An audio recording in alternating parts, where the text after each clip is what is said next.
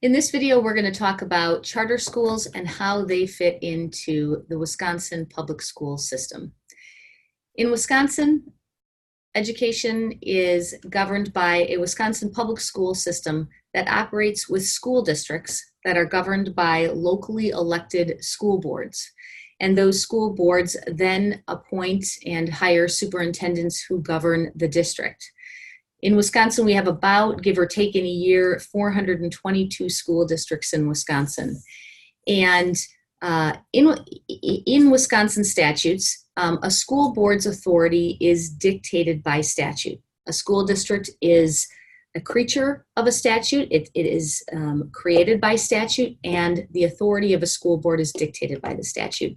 And if you look in the Wisconsin statutes, you would see that sections or chapters 115 to 121 govern public instruction. Those chapters include everything from the duties of the state superintendent at the Department of Public Instruction to school district governance, to school operations, reorganizations, finance. All of those different issues are addressed in those statutes. When you talk about charter schools, I think one of the misconceptions is that Wisconsin has charter schools that are not public schools, but that isn't true. Charter schools are public schools. They are funded by public tax dollars, and they are created by statute. In Wisconsin, statute is 118.40. The difference with charter schools and other public schools is that charter schools have flexibility that isn't afforded to other public schools. And we're going to talk about that in one of the next slides as far as what do the statutes require charter schools to do, and what flexibility does the statute allow the charter schools to have. So the first part is that charter school, it's authorized in one of three ways under the Wisconsin statute. And these are the only ways that a charter school can be authorized in Wisconsin. It can be authorized by a school district, and that's pursuant to one provision of the statute.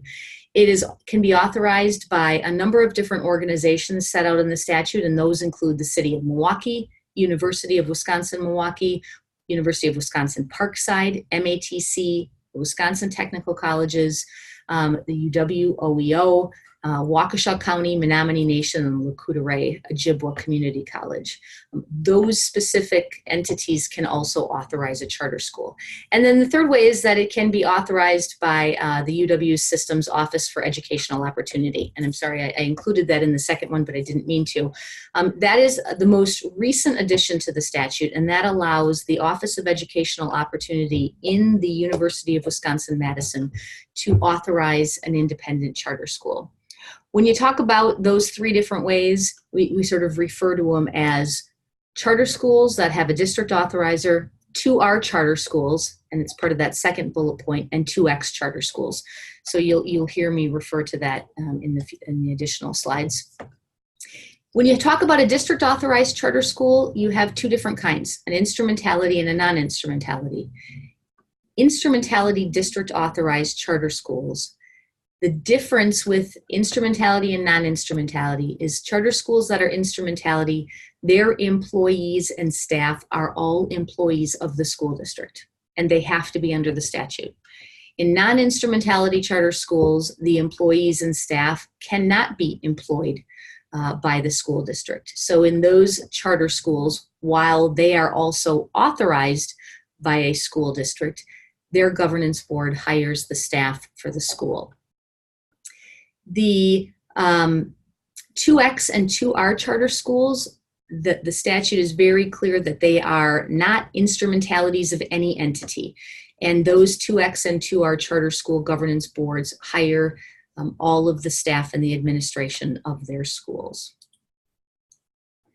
So how do charter schools, if they're what we say public schools in Wisconsin, how do they differ from other public schools in Wisconsin school districts?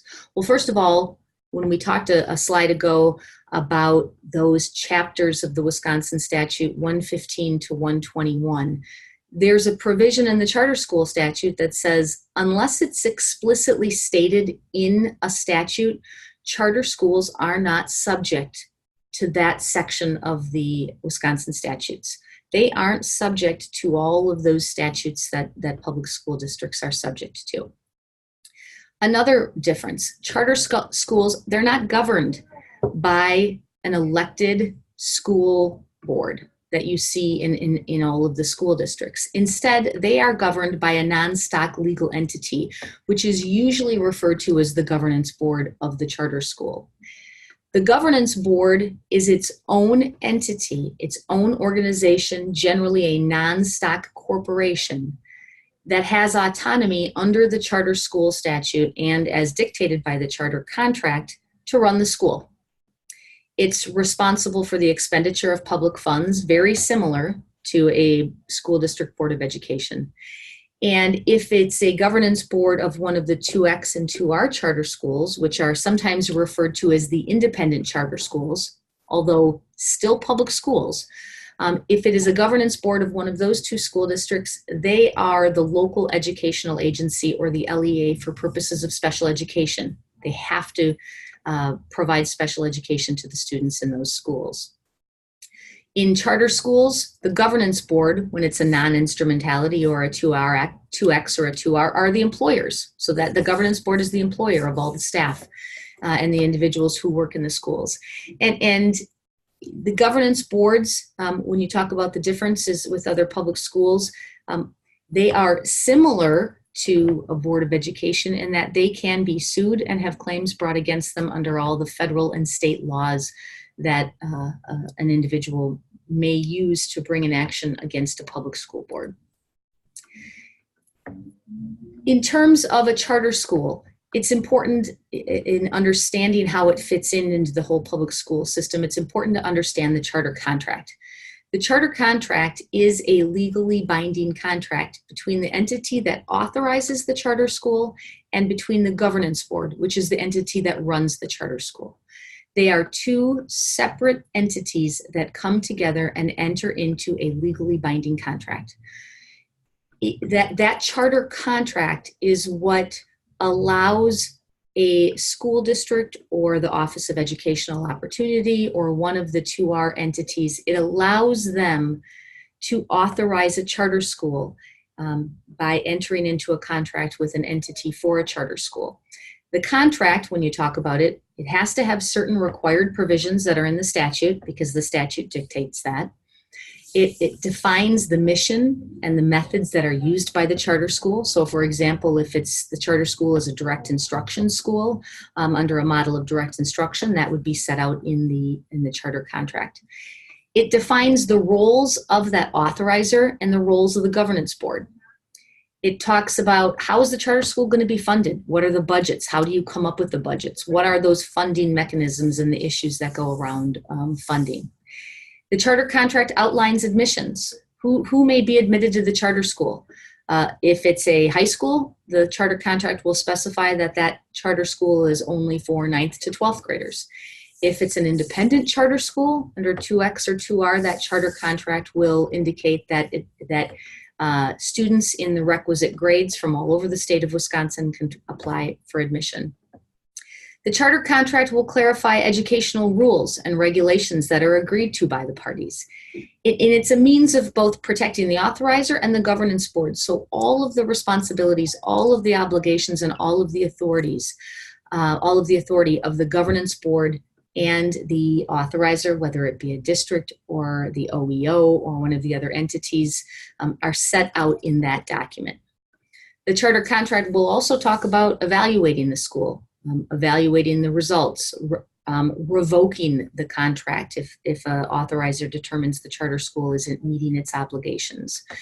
And this last point that we're talking about that is going to be leading us into the next video in a couple of slides is that the charter contract also identifies the policies that the charter school will be subject to. So when you talk about a district authorized charter school, if you have ever gone online and looked at a school district website and gone to board policies, you would see that school districts have very comprehensive policies that deal with all of the issues or a good number of the issues that can arise on a school district. Everything from how does the school board make decisions? How do they speak as a board? How do employees, what subjects and rules and regulations, or what rules and regulations are they subject to? What rules and regulations apply to students? What if a student has a grievance? How does the student file that grievance, and who hears it? So school districts have a whole set of policies. And so when you talk about charter schools, in that charter contract, the charter contract will talk about what policies will that charter school be subject to. So it is important to remember, as we are talking about charter schools, that a charter school, it's similar to a school district in that it acts like a school board. And if it's authorized by a district, the board oftentimes has the benefit of looking at the district's policies and practices to see if it wants to adopt those. But for governance boards that are starting new 2X and new R charter schools, it is really akin to starting a new school district. And I think that piece is important to remember.